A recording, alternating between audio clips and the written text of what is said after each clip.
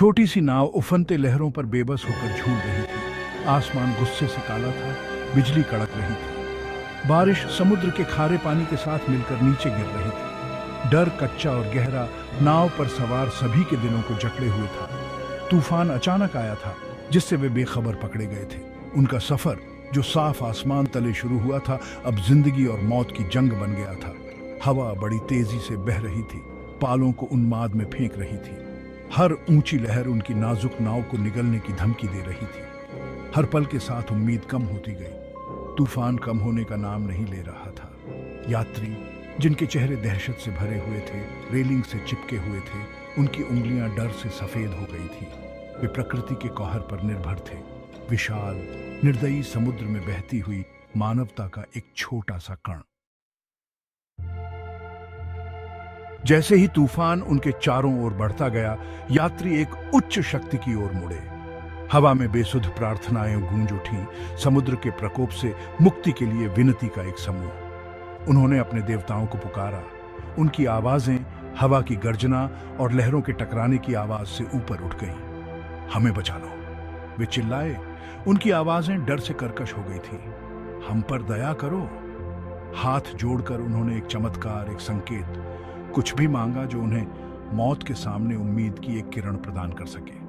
हालांकि उनका विश्वास सभी ने साझा नहीं किया था।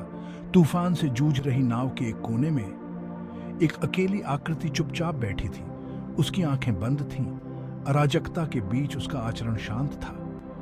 वह एक घुमक्कड़ फकीर था, गहरी आध्यात्मिकता वाला व्यक्ति जो उनकी यात्रा में उनके साथ हो गया था। उनकी प्रार्थनाओं के बीच उनकी चुप्पी ने कुछ यात्रियों को नाराज कर दिया। आप हमारे साथ प्रार्थना क्यों नहीं कर रहे हैं फकीर?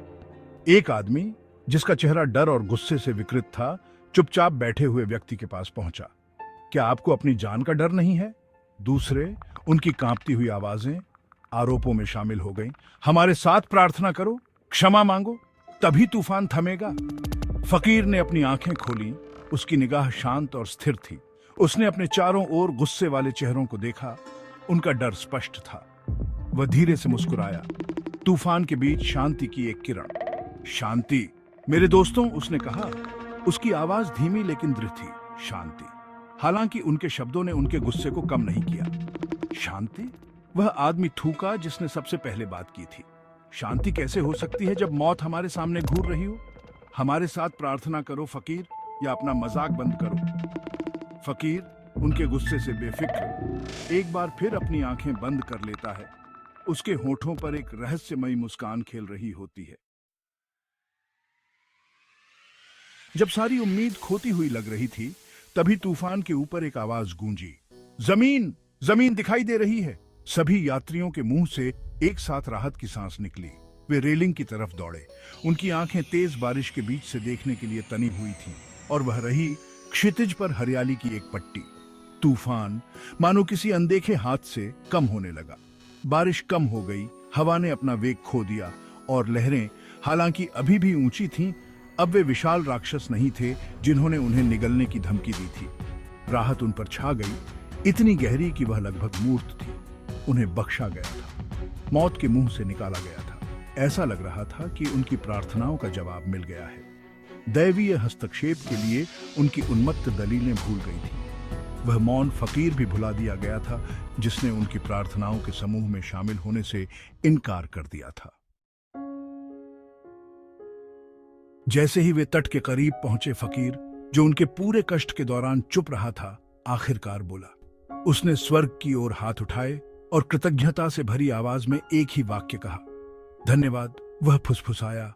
इन लोगों को सुरक्षित तट पर पहुंचाने के लिए यात्रियों की ओर मुड़ते हुए वह धीरे से मुस्कुराया।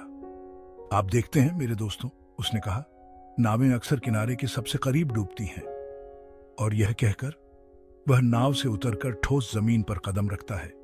यात्रियों को उसके शब्दों के ज्ञान पर विचार करने के लिए छोड़ देता है। उनकी प्रार्थनाएं, जो डर और हताशा से पैदा हुई थीं, उस क्षण बंद हो गईं जब जमीन दिखाई दी थी। हालांकि फकीर ने अपनी प्रार्थना को सच्ची कृतज्ञता के क्षण के लिए सुरक्षित रखा था, जब उनकी सुरक्षा सुनिश्चित हो गई थी। यह एक मार्मिक अनुस्मारक था कि सच्ची आस्था उन्मत्त दलीलों में नहीं, बल्कि शांत स्वीकृति और अटूट कृतज्ञता में है, यहां तक कि विपत्ति का सामना करते समय भी।